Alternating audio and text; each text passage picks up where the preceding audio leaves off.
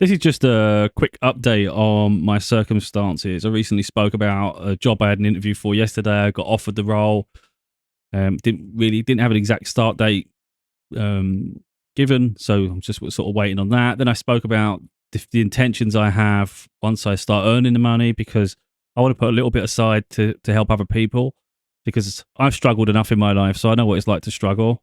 But like I said in the other videos, it's really important that I get a stable footing first, and then from there I can start looking to help, because it makes me feel good when I help people. I think people probably think it's a bit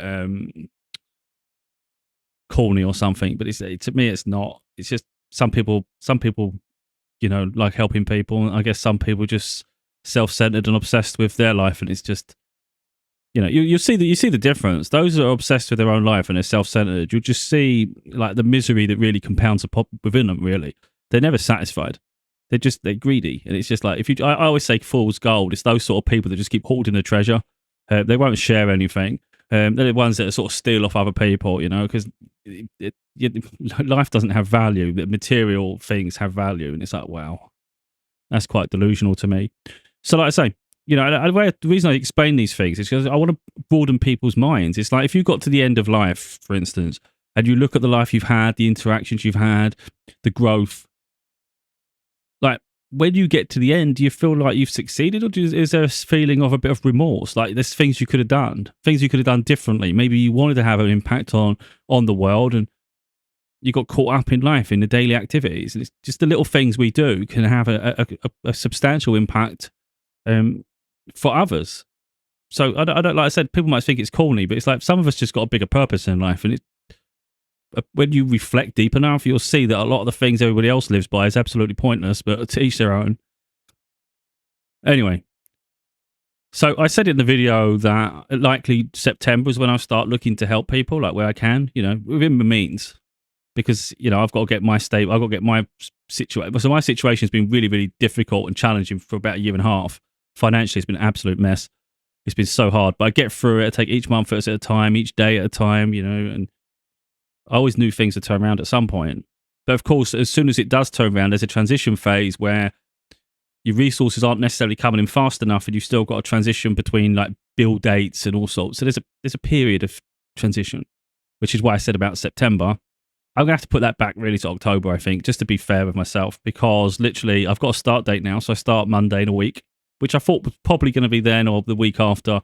But yeah, so start date on Monday. Now, I've got in about 2 weeks' time or so.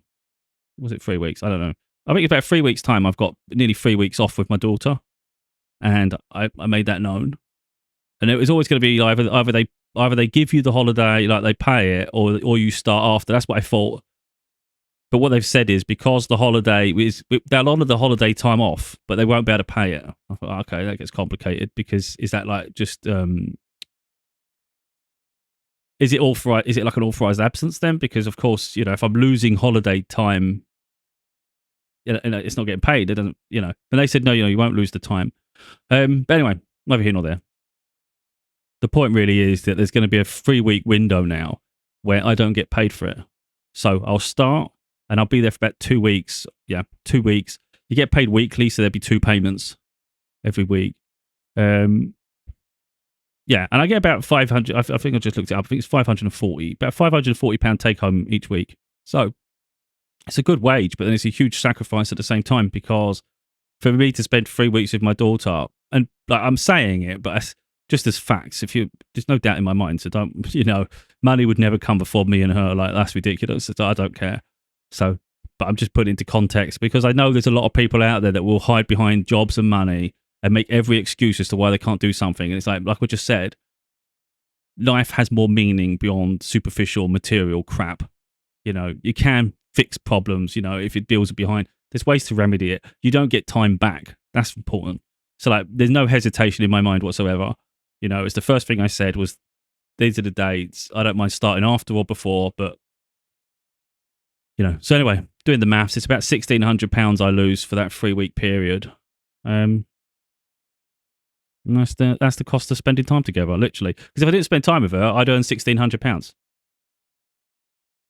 by spending time with her, literally lost £1,600. So that's the price. So that literally is a literal cost of us spending time together. It's actually more than that because I've got the fuel to drive up and down 100 miles each way to have her home with me. Got to do the same return journey after, and then there's time together, there's buying the food, just travel, whatever we do. So there's going to be costs involved as well. So not only have I lost the money, I'm going to be drained of any money I'm earning beforehand. So it's going to be tough, man.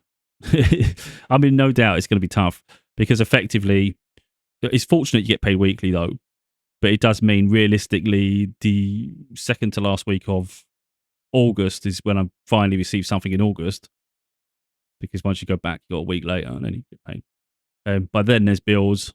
So effectively the whole period of July and August is just breaking even, really, I think. There might be something left over. There might not be something left over. It's almost like a mini crisis, but I'm not going to get stressed. I'm not going to put pressure on her. Let's just, if we can do things, we do things because I'm hoping we can. I don't want 3 weeks of just stuck indoors. Let's try and do some activities or do something with our time. But again, it's being pragmatic, So like me saying I want to help people in September, well, I can't even help myself by then. So that's unrealistic now. So it just gets pushed back. But yeah, I will be looking to help where I can though, because like I said, I feel good when I help people. But again, it has to be affordable. I have to be able to survive myself. So at the moment, really, I guess the way to look at it is I'm investing in my daughter first. I think that's the best way to look at it, to be honest, because that's exactly what's happening, isn't it? I'm investing in her. She has to come first anyway. So, for instance, I have to sort her pocket money out, make sure she's okay. I don't want her to feel like, for instance, that she's come second choice to someone else, even though, of course, I think it's a nice lesson in life to see you helping people and understanding that. But at the same time, she is my priority. So make sure she's fine and she's got everything, especially going back to school. Does she need anything going back to school? Again, take care of all the things that needs to be taken care of. And then going forward, even if I have to put it back even another month beyond that, I'm not doing it purposely to keep delaying. It's just being realistic with the circumstance. But yeah, exactly. I'm looking forward to actually helping people. And, I'm not always going to showcase it. I don't need people to believe you're still doing something or you're not doing something. I know if I'm doing something, Yeah. But again, it's going to be finding the people that need the help though, because it's not that easy, is it? Because a lot of people suffer in silence. So you wouldn't really know. And there'd be some people who are just blaggers and all the time, and it's like they're just putting it on though, So yeah, it's not that easy, I think, to find the ones that genuinely need it. But I have come across a few that I wanted to help along the way, but I just never had the resources. I saw that someone was going through something, or they knew someone that was. You just think, I'd like to contribute to that, but literally, I don't even have anything myself. So I'm sure the universe will bring things to me that I need to see that's going to trigger me to go, yeah, that's who I'm going to help now. And, I'll know who. But again, some instances I'll share because I want to inspire others to maybe behave similarly. That'd be nice. A knock-on effect, dominoes and all that. Anyway, I just wanted to show some of the sacrifice that I make that I don't really consider it sacrifice. For me, it's just a given, What's more important, money or spending time with my daughter? Well, spending time with my daughter, it's a given, isn't it?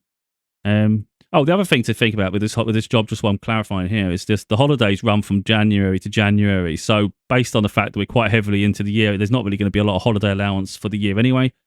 But more importantly, I like to go on holiday abroad, April, May. I prefer them periods. I don't like the summer. Summer's too busy. I don't like huge crowds. I'm not doing that. In the heat, heaving in an airport and dealing with people, no, I'm no chance. April, May is still hot.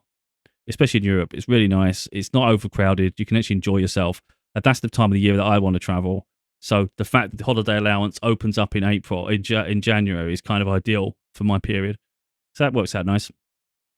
Anyway, that was just my little brief update.